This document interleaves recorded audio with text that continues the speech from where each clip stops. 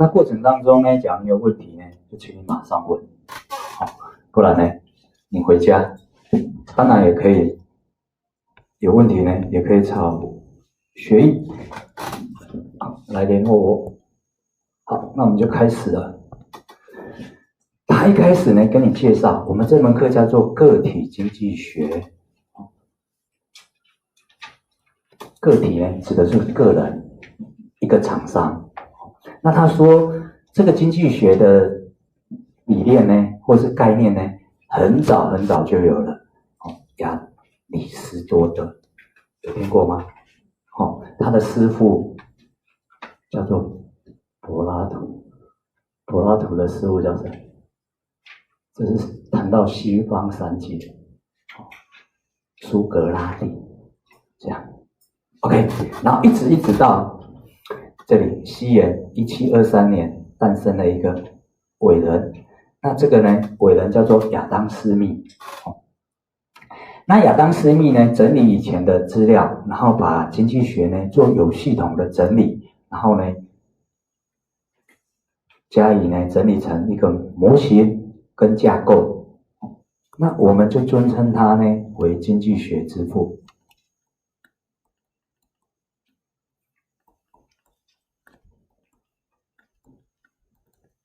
那早期的经济学呢，只叫做经济学，之后呢，才把它切成个体，还有呢，后面呢，下学期呢，还会再教一门叫做总体，这样。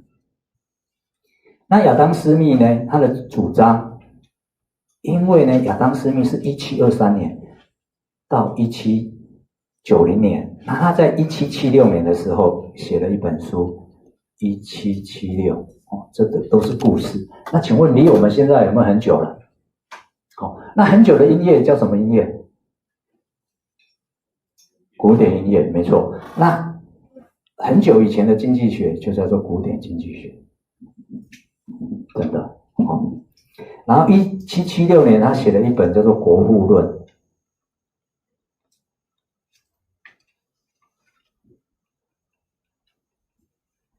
那这个其实都是经济学要说的。那他把经济学呢奠定一个架构，让经济学呢变成一个学科。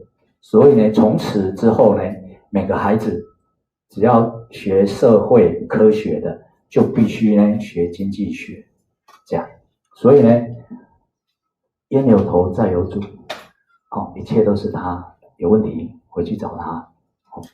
好，这样。那这里呢，告诉你，我们的个体经济学要做什么？第一个，做观察。观察呢，人生百态，或是呢，一件事情发生 ，A 为什么这样反应？那 B 也是，那 C 呢，可能比较特别，没有。再来收集人类的行为，还有呢现象，最后呢把它归纳。那归纳呢是一个研究方法，我们称它为归纳法。OK， 那这个呢很简单，台风过后，或是台风要来的消息一公布，请问什么东西一定会涨？蔬菜坏，淹水。OK， 因为呢台湾有没有发生好几百场的台风？有。那第一次发生的时候，人家不知道。第二次会不会吸取经验？台湾的台风很夸张，很严重，你事先要准备。可是呢，台风预报呢，这里也告诉你哦，台风也不一定会进来哦。可是呢，当你一次很严重的台风之后呢，你下次不管它会不会进来，要不要准备？要不要先买？要。那大家一起买，价格就怎样上来了 ？OK， 那这个呢，其实就是观察，然后归纳。OK， 那再来，政府呢会不会准备？也说现在的台风要来，物价波动呢，其实是比以往还要低啦，因为政府也会准备，厂商呢也会准备。另外，农民会不会事先赶快采收？假如他不采收，台风真的进来，他也不用收了，因为老天全部收走了。OK， 那这样其实跟你有没有息息相关？有哦。那我们经济学就学这个。那假如呢，有人会说，老师，台风来我也不准备啊，跟我又没有关系，跟你没有关系，你不做改变也没有关系。请问你做好事做坏事，太阳有没有一样出来？就是这个道理。当我们知道有这样的规则的时候，我们聪明的人或者是厂商，其实他就可以利用这个规则来干嘛？大声一点，不要怕，没有标准答案，你说的都对，只是跟课本记载不一样而已。真的不用笑，因为经济是人的问题，你的反应一定是可以，只是呢，我们经济学把它记录下来的，绝对是100人当中是70-80人的反应，还是呢1个人的反应 ？Bingo！ 可是你能说那1个人的反应错吗？不行，只是他这个反应呢不符合大部分人的反应，就这样而已。那经济现象是大部分人的反应，只要你能看得到、预测，只要你在股市就赚大钱了。真的，股市就是让你印证呢，大多数人的看法决定对不对 ？OK， 那你既然是看大多数的人，你的做法就要跟他相反。别人都在卖的时候，其实你要勇敢的买。别人都在买的时候，其实你要勇敢的卖，因为别人都会买，一定在代表这个股票已经到什么地方了 ，bingo！ 而且呢，大家还勇敢的追，你真的就要卖给他。那相反的，当大家都在卖的时候，就代表这个股价一定在低点。OK， 所以呢，经济学的重要性就在这边，它可以帮助你轻松赚大钱。可是不保证赚钱 ，OK？ 因为呢，我跟你说跌的时候，或是呢大家都卖的时候你买，可是它隔天继续跌，你会不会怕？会，你就抱不下去，你也可能我们还是赶快危机才入市。可是呢，你的身心灵要能承受。那假如不能承受呢，就不建议呢你进入股市。那这里呢还有一个理性呢，帮我圈起来。也说，当我们在研究的时候呢，是假设人是理性的。可是呢，你有没有看过不理性或者是不理性的决策？那明明你知道这家公司很好，可是遇到坏消息，或者是呢大家都在卖。你只好说服自己，我们也跟着大家卖好了。这个理性呢，就会告诉你，每个人都会有什么心？自利心。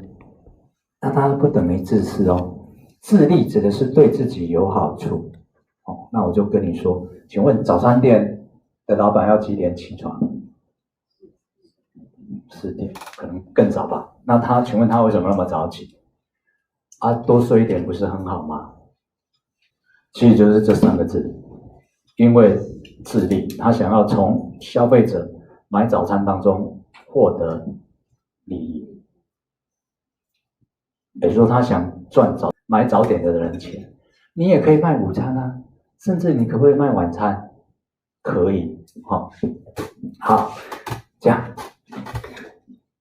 那不是自私哦，自私指的说，请问早餐店呢？我有没有告诉你这个多少钱？假设它是豆浆，那买不买是不是你决定？我没有骗你，没有呢，就是符合自利。那自私呢，就是什么？我挖了一个坑，然后让你来跳 ，OK？比如说我自利心就是我赚我该赚的，自私呢，我不但要赚该赚的，不应该赚的我也赚了那这样呢，告诉你，你的自私呢，会不会被消费者发现？会，那你之后呢，就可能没有办法再做任何生意。OK， 好，另外呢，他这里告诉你，基于效用，这个效用呢，我们第3章会讲。有时候你买东西，像你现在很渴，你们回答我，喝下去水喝下去，你觉得你有没有比较舒服？有没有感觉我的口渴得到满足？那这个呢，在经济学就叫做效用。讲一个粗白的啦，就是送。可是，在书里面可不可以写送啊？不行所以他们就取一个效用 utility 呢来跟你说，其实呢，你把它写上去，其实就是你得到的满足感。那你买东西呢，吃下去或是用下去，有没有觉得得到满足？那就是我们经济学谈的效用。那请问，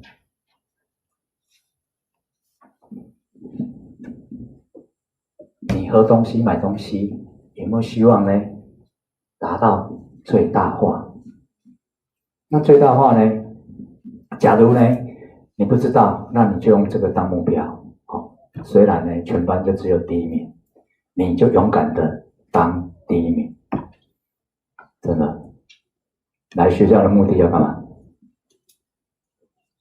简单而言就是不是，我不要跟你讲那个虚白，你就是考试考第1名，成绩拿最高。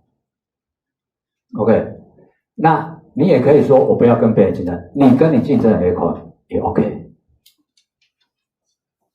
这样他跟你消费一样，都希望呢达到呢满足最大。那我们读书呢，其实假如你是理性的，那就是分数呢拿到最高。那最高呢，听说也有奖学金好，那再来厂商，假如你有开店做生意呢，你希望你花的成本是怎样？最小。这里有你的成本就预算这里最小，可是利润呢最大。那这个呢都是我们经济学要探讨的。这里他跟你说效用，其实效用就是利润了。因为呢他赚钱，请问他有没有得到满足？得到快乐。好，那再来呢，他跟你说生产的个体，那生产的个体呢，你可以把它看作个人或者是厂商，单独一家早餐店，或者是呢，你个人可不可以开一个早餐店？另外呢，连锁业有没有早餐店？有，那你看他有没有？这里就跟你说利润了。他会希望我钱花的少少的，可是呢，我赚最多。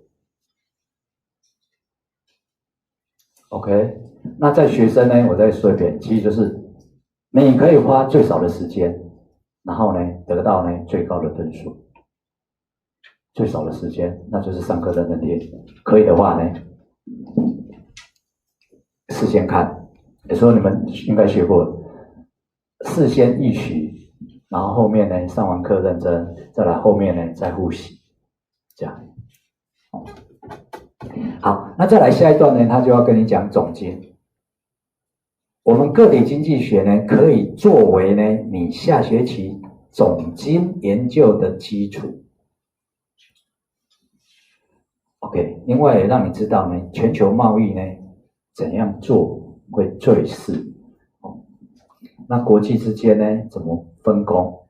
那你想，个人怎么分工，到国家怎么分工，其实都是一样的道理，只是呢，它面对的市场跟风险都变大而已。OK， 再来我们看第3个，它的现代意义。那这里呢，你一直有没有看到个人、厂商？个体呢，它其实就是小到研究一个人、一个家庭、一个企业，然后最大呢研究到一个产业。我们用汽车来跟你讲，一家 Toyota 知道吧？它是卖汽车、生产汽车。那一个产业，汽车业呢有没有很多厂商？那这样呢都是我们个体经济学研究的范畴，或是研究的内容。OK， 那他这里告诉你，我们在市场中怎样做决策。比如说这个价格 ，Toyota 呢要卖多少车，或是这台车我们要定多少钱，我们才有办法呢达到利润最大。在商言商他跟你说，我这台车较俗卖你啦，我无来你赚钱啊，相信吗？还拢来你骗呢？另外呢，还有一个就是我如何呢分配我的资源。那他用理性、用科学的方法，所以呢，我们称它为社会科学。这里再多2个字，经济学呢是属于社会科学。另外还有一个科学呢，叫做自然，就是研究物理、化学、生物、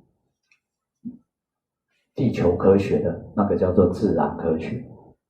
那我们呢研究跟人有关的，就叫做社会科学。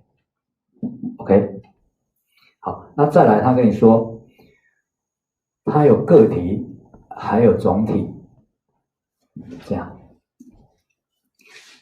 好，那我把相同的话它相同的话一直在重复了，重复了很多那这里再跟你说，你看现在的个体呢，研究个体如何受经济的影响，以及呢他们如何运用资源。资源呢，最简单而言，对你而言现在就只2个了。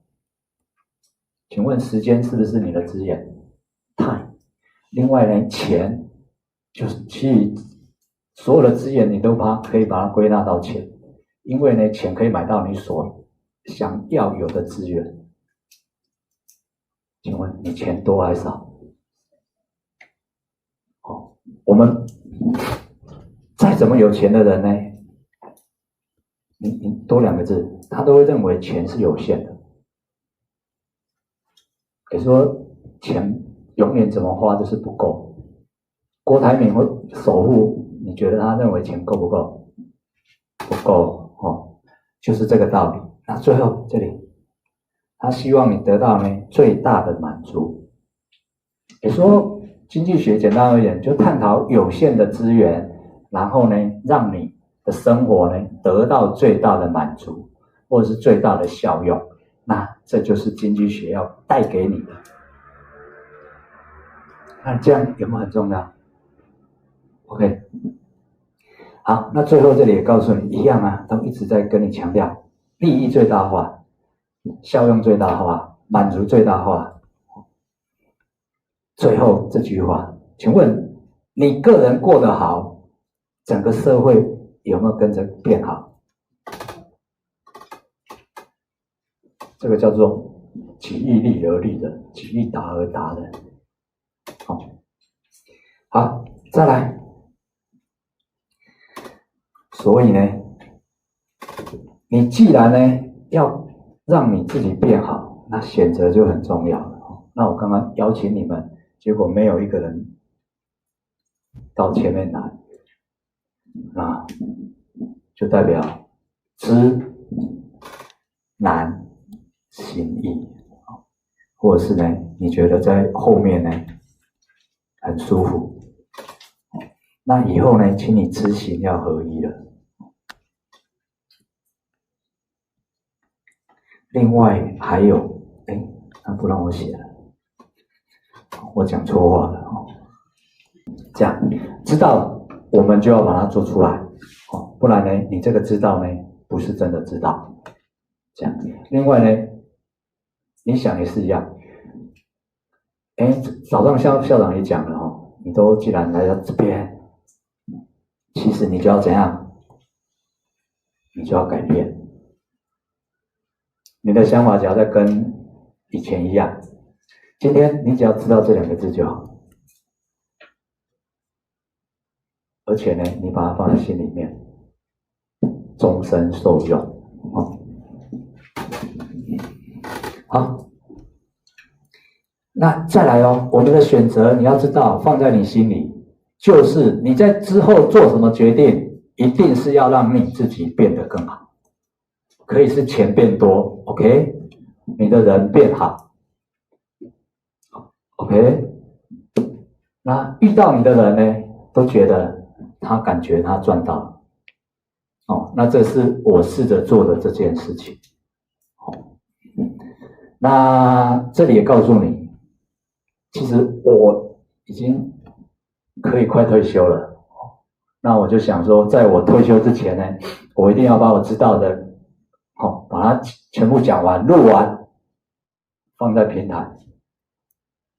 那也告诉你，坐在台下的呢都不会感谢我，谁会感谢我？你知道吗？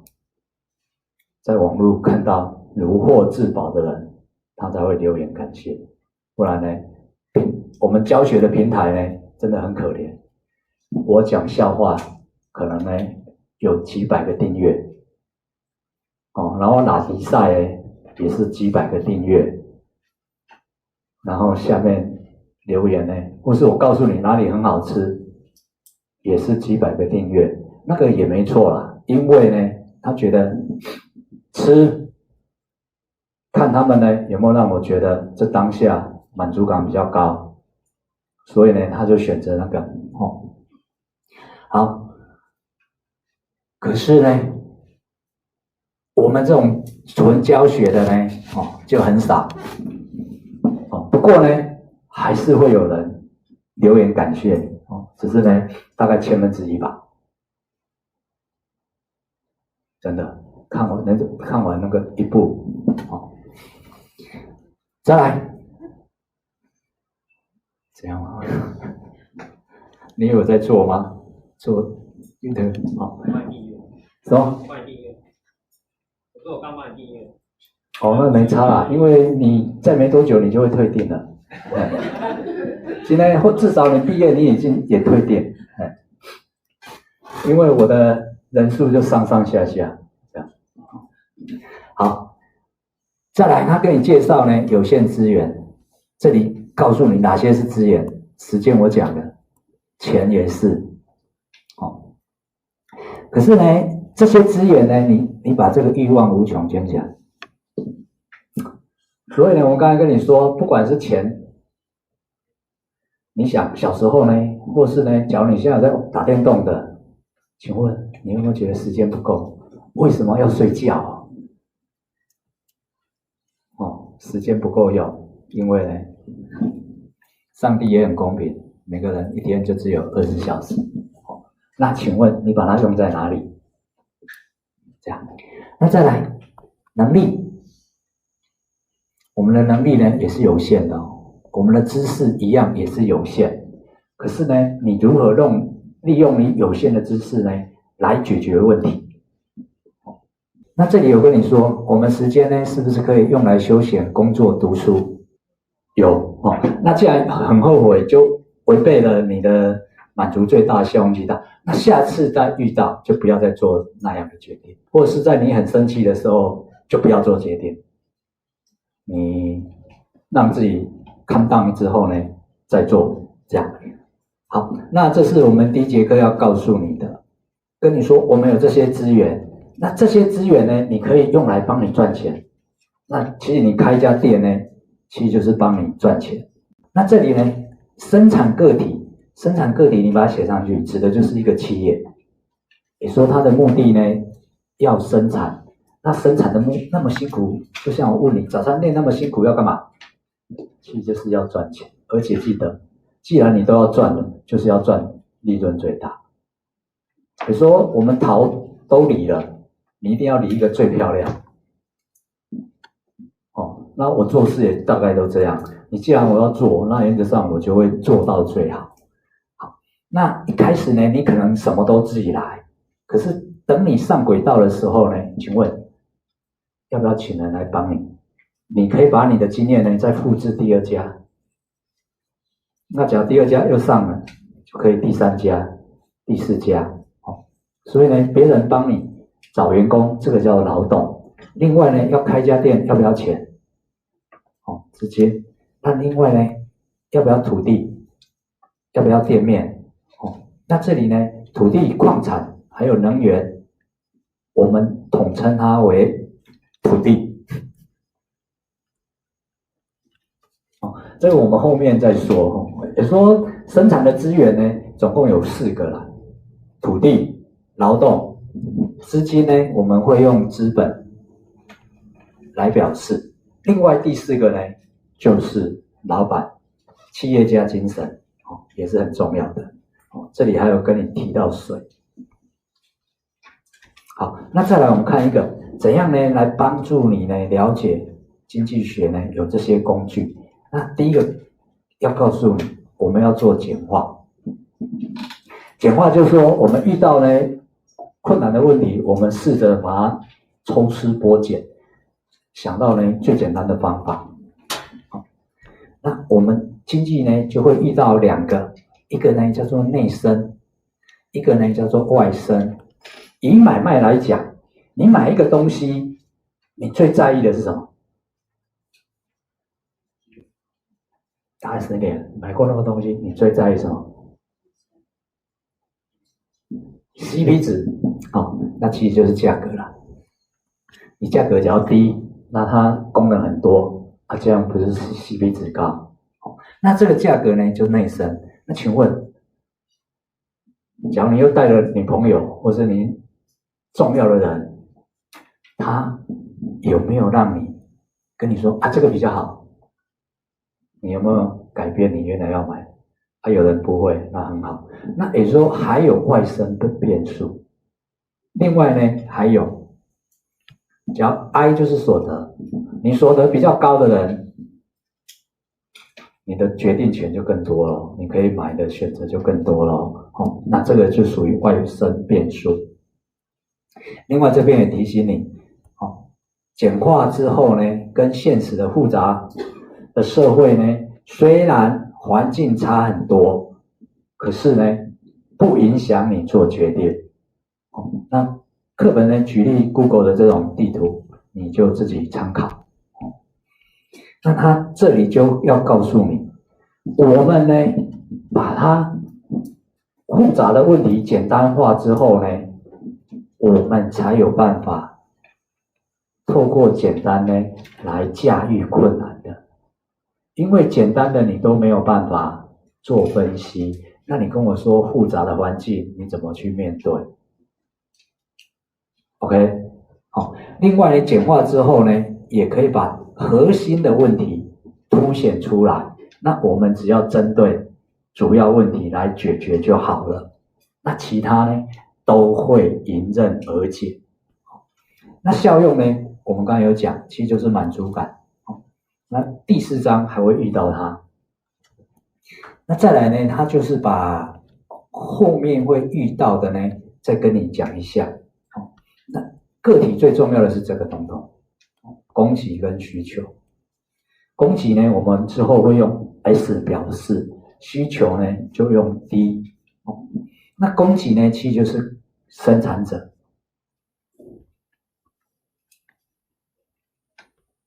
也说厂商生产，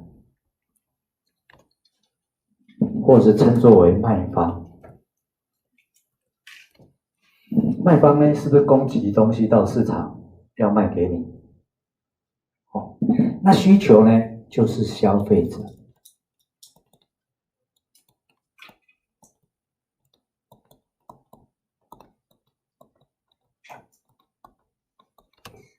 那其实呢，就是买方，这样。那再来呢，政府呢也可以透过这样呢，他这边提醒你，像这样之前台南的那个绿电呢，有没有引出很多问题来？那最主要呢是政府呢对那个绿电呢做补贴。补贴呢，这里是告诉你，好的做法是引导厂商呢投入更多资源在绿电、在太阳能的部分。那它的目的呢是希望我们呢不要使用核能。那核能呢最主要是台湾太小了，只要一个核爆，一个不管核一、核二到核三，一个爆，整个台湾就全部呢笼在有这个危险之中啦。好，那再来第4个呢，叫做最适化。最适化呢，以买车，你有没有很多选择？裕隆、Toyota， 还有什么外国车、宾士，这样。那请问，你就选最有利。所谓最有利，不是最好的哦，因为你要摸一摸你自己的口袋有多少钱。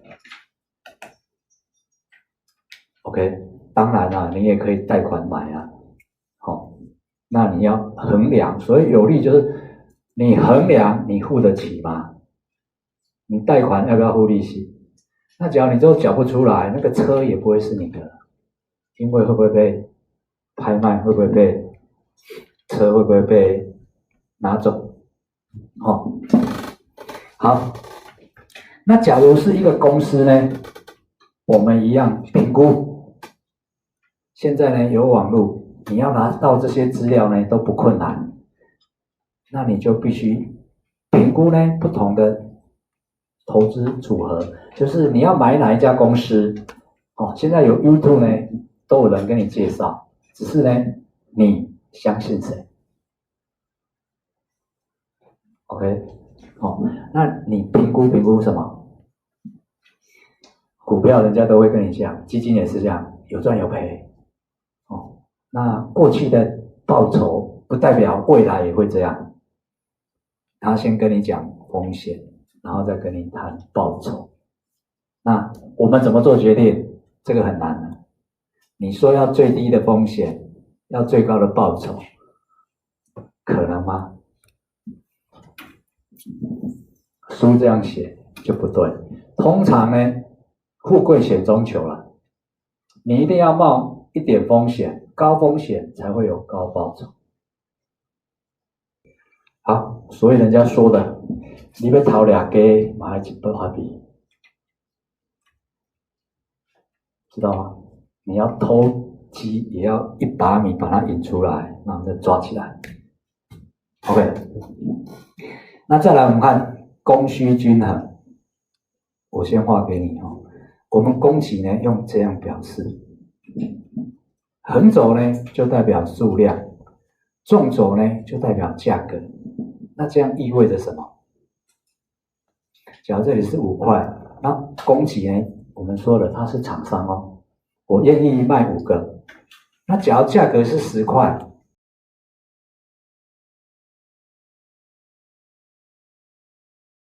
那价格在10的时候呢，我愿意供给10单位。那这样呢，你有没有发现，生产者是什么心态？是不是价格越高 ，Q 呢就指的数量，我愿意卖的数量呢有没有越多？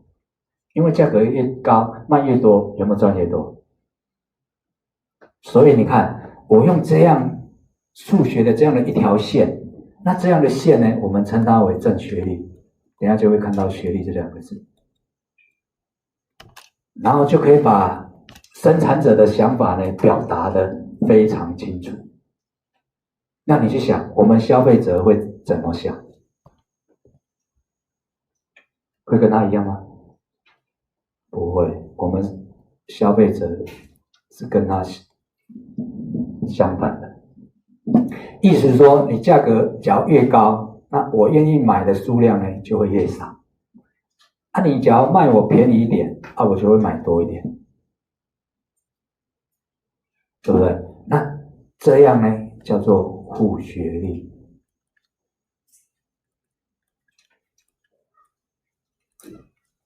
意思就是价格越高，我买的数量呢会比较少。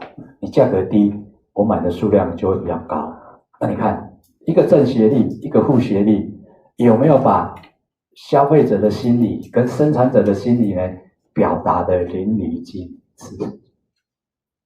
这个我们后面会再看。那均衡呢，指的就是我们不要的成表，就是这个点。那你可以这样想，消费者当然想要买便宜，越便宜越好。那生产者呢，他是不是想要卖越高越好？最后两个会不会达成交易折中？折中呢，指的就是这个。那这样呢，我们就称它为均衡。请问你有没有杀过价？买东西，老板说100，你甲讲50啦，伊讲50啊，我了解，伊来讲70，你来讲无啦无，那有可能就成交了。那你看他有没有在这上下这样一直谈到中间这一个？那这里也告诉你哦，蓝色代表消费者哦，他会想办法在杀价的把价格怎样往下压，可是红色的生产者怎样往上提，最后折中出他觉得他有赚，这样。那他跟你说在市场均衡的时候，或是自由的市场，台湾就是台湾呢。你要买东西卖东西，没有人强迫你。那之后呢，供需呢就会自动到均衡。那这个价格呢，原则上就会稳定在这个地方，除非呢有其他的因素改变。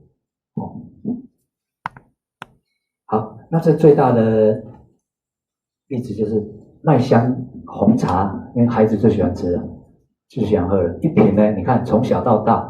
有没有稳定在10块 ？OK， 假如你有买6瓶，当然比较便宜啊，不然呢，正常买1瓶就是10块。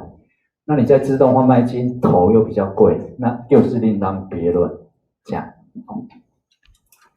好，再来一个稳定的均衡。稳定的均衡就刚刚讲，对吧？这个呢，这个均衡呢也叫做稳定，除非有其他原因发生，例如我们刚才讲台风要来，请问菜价会不会再维持在这个价格？就不会。那不会呢，就叫做不稳定。那这里的稳定呢，你自己想，你一定，假如那供需讨价还价的那个，有没有玩过手把刀啊？手把刀你把它丢到碗里面。跑一段之后有没有固定下来？那个固定下来就是稳定的状态。那我们的供需呢？这里也告诉你，供需法则经过讨价还价之后呢，它的价格呢就会稳定的在这个点。这样，后面还会说。那不稳定呢？这里画起来。就受外力、外生变数，例如我们刚才讲台风要来，菜还有其他就会被干扰，被干扰过一段时间，它一样还会回到稳定的状态。那这里呢又介绍违反需求法则。我们刚才是不是跟你说需求长这样子？负学历。那有一样东西，这里有没有看到正学历？有是不是这样跟得上哈？正学历呢，就告诉你它的需求线变这样。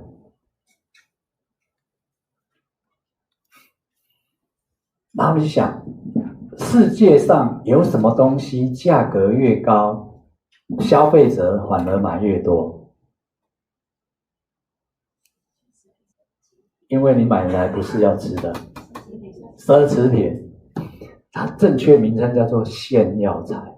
我买它是要来炫耀我的财富的。对，假如你要来炫耀的，那价格很低，有什么好炫耀的？是不是要价格高，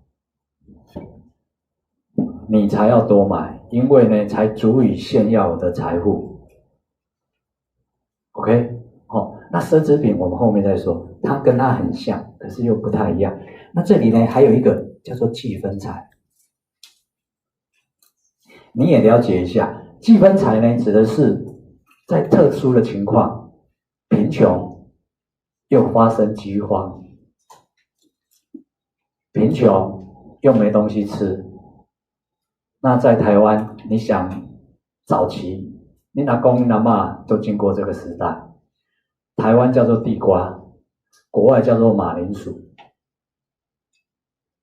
饥荒那时候人们吃什么？是不是吃地瓜？国外就叫做马铃薯。那请问，地瓜涨要不要买？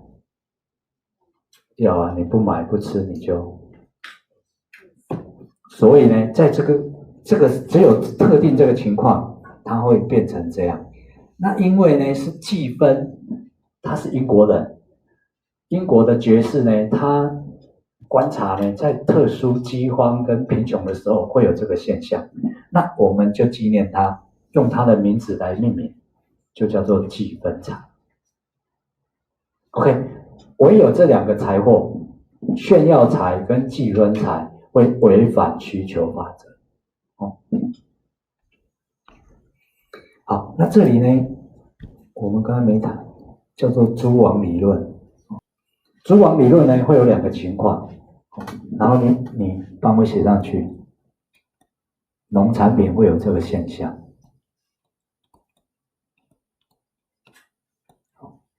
早期的猪啊，或者是台南有什么？那是什么？是忘了哦，芒果。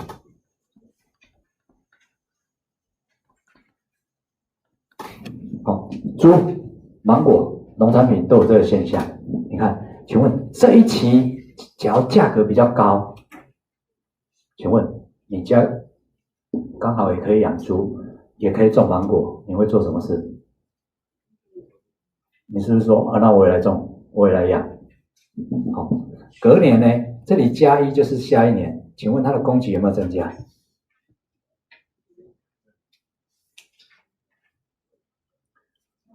请问今年的芒果只要价格涨很好，你家又有地，你会不会想说那我今年来种？那假设明年就可以产出来，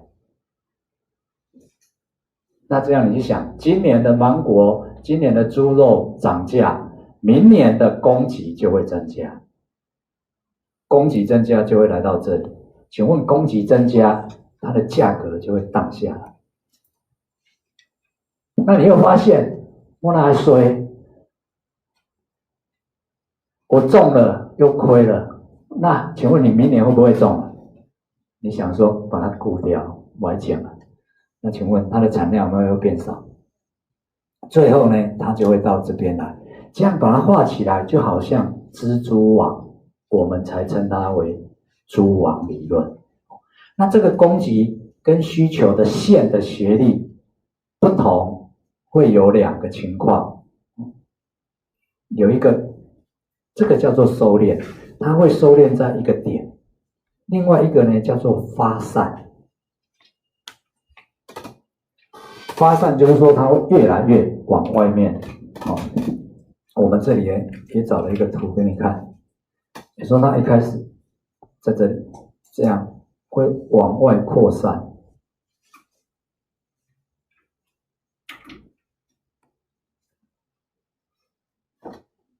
那你有没有发现这个供给跟需求的线，它的这个叫学历啊，比较平跟比较陡，这是数学谈的学历。OK， 你再看一次，看蓝色的线就好了。两个呢有没有不一样？这个蓝色的线有没有比较平？那这条线呢有没有比较陡？那它我们等一下后面再说。那它这样呢，就会造成呢市场之后的结果就会有不同。那这个呢叫做弹性。再来第4个呢叫比较静态分析。既然要比较，请问一定是不是有一个前跟后？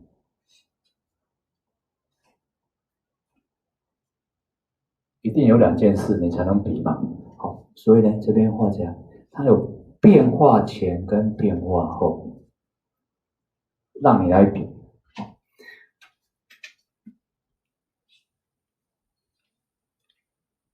好，那最好用的就是这个。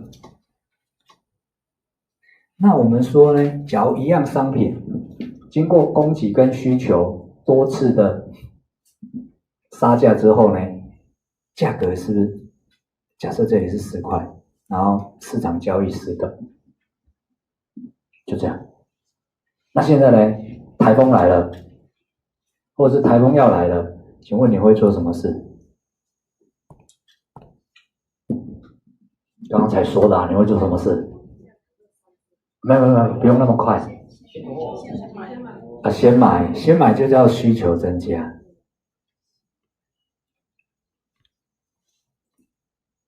那我们的需求就会往右边移。那你看，这样图一画下来，这里有没有告诉你价格会怎样上涨？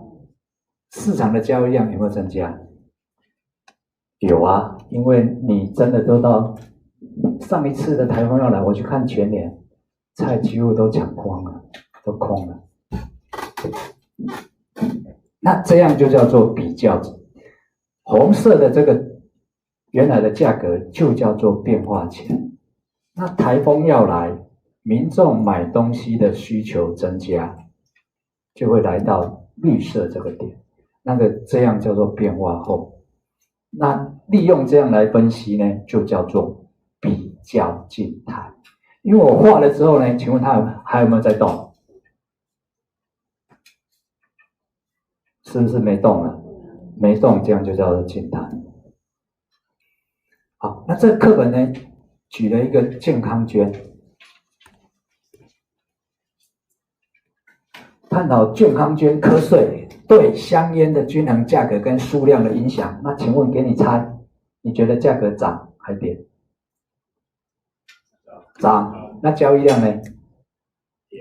跌。确定吗？微跌之后再涨。没错，真的。因为一开始呢，你觉得因为这个捐其实就是税啦，生产者一定会转嫁给消费者，所以价格一定会涨一点。然后你有时候你没送，你不爱吃是跟他去戒烟，明天继续抽。所以就从它这样短期会降。另外还有一个我看到的原因，现在女孩子抽的，对，真的，我小时候的时候只有男生抽，女生几乎没抽。那现在呢，男女平权一起抽，甚至呢，我看到的更多是公共场合就是女生更抽，男生有时候躲起来，不敢正大光明的抽，这样。那为什么会这样？除了男女平权被高涨之外，还有一个很重大的原因是什么？你们想想看。好，再来函数。像我们刚刚攻击画成这样，其实就是数学的函数来表示。比如说 Q 呢，这个都是数学符号，你看得懂就看，看不懂就算了。意思就是说，我买多少的数量，谁决定？价格。这样就叫 Q 就是数量等于 of 呢就是函数括号 P， 那这个 P 呢，我们就称它为自变数。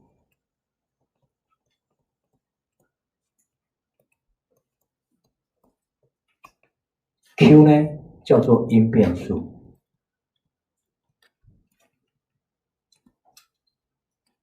也说你去买一个你不知道的东西，你问一下，哎，老板多少钱？他们给你一个价格啊，我丢到我的心里，好算一下，好，我买2个，或是我买3个。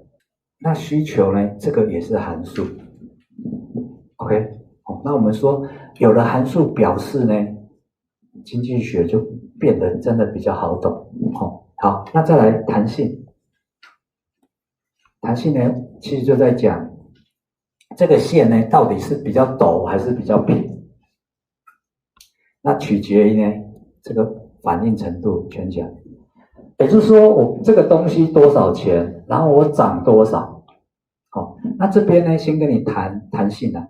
弹性有没有玩过圈球？有没有玩过排球？排球你这样把它打下去，请问它有没有弹回来？铅球你这样弹，铅球会不会弹回来？只要弹回来，就代表你不是在踢球，或者是你的铅球再怎么轻，丢下去就是咚，在那边沙地，不会再反弹回来。那这个就叫跟你讲弹性。你看排球为什么我丢下去它会反弹？除了材质之外，它里面有空气，所以要告诉你它的反应程度呢比较大。那铅球呢，因为它很重，顾名思义它是铅金属做的，你把它丢下去，它只会掉在土地上面。它有没有反应？没有。那在我们经济学上面，就代表它反应小。那这个东西呢，我们就用涨价跟跌价。好，手机 iPhone 15刚出来，我这钱，有人3万哦，4万啊，没关系。好，你会买的举手。OK， 那这样就是反应弹性很小，几乎零。好，那明年的这个时候变15000，会买的举手。3个、4个、5个、6，好，这样有没有反应变多了？那这样就代表弹性大。你都没有反应，就是弹性小。OK， 然后给你一个口诀，写下来。弹性大的这条线呢，就会比较平，所以叫大平，小就会怎样？陡。OK， 那什么叫平？我把它画在这里。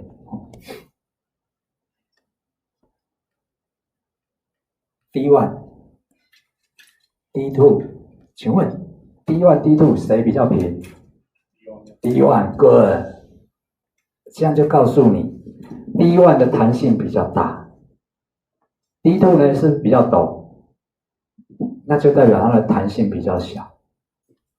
那我们第7章再见。第1章介绍斜力呢，你们刚才已经学过了，比较平的叫做斜力比较小，这个线呢比较平，它的斜力呢是比较小，因为斜力是这样。我们回到 x 跟 y， 斜力呢是这一段的距离跟这一段的距离。斜力呢，我们会用 m 来表示 delta x 分之 delta y。那这个 delta 呢，它的读音就是小三角形这个符号，叫做变动量。那斜力呢，这里画起来，它在表达一条直线的倾斜程度，它到底是比较平还是比较陡？比较陡的斜力比较大，比较平的斜力比较小。那弹性跟斜力刚好是反方向的关系。OK， 所以我们刚刚跟你说，这条线比较平，那就代表这个斜力呢是比较小，最平坦的斜力是0。那这里呢，我们刚才讲，这里你可以写上 S， 叫做正斜力。这里呢，是不是我们刚刚画的蓝色的，叫做负斜力？那这里呢还有一个叙述，也教你们怎么判断。我们面对呢这个呢，你帮我写上去。这边呢是不是它的右边？对不对？那这边呢，是不是它的左边？那这里呢，是不是上面？这里呢，是不是下面？所以呢，有的书会这样写：正斜立的是左下，也说它这个呢是左下，它是不是在左边的下面往右上延伸 ？OK， 正斜立左下往右上的线。当然，我们也可以说右上到左下。那负斜立呢？它是不是从？我变一下颜色，是不是这样？那这样呢？是不是左上到右下？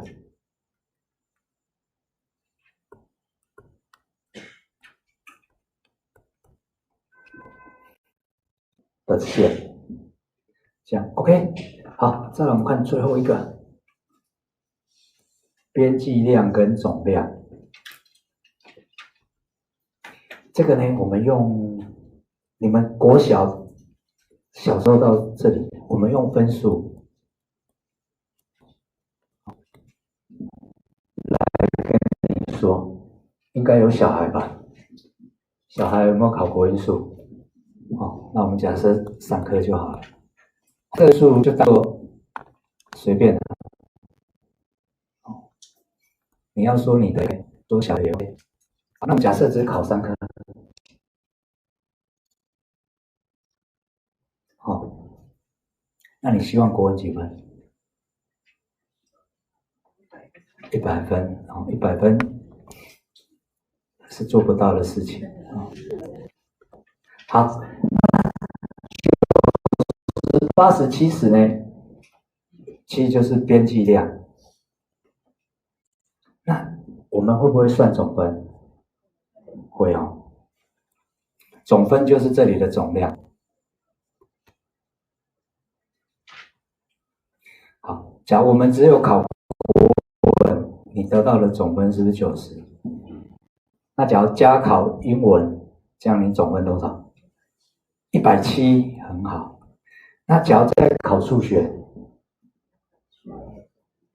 ，240。好，那你有没有发现总分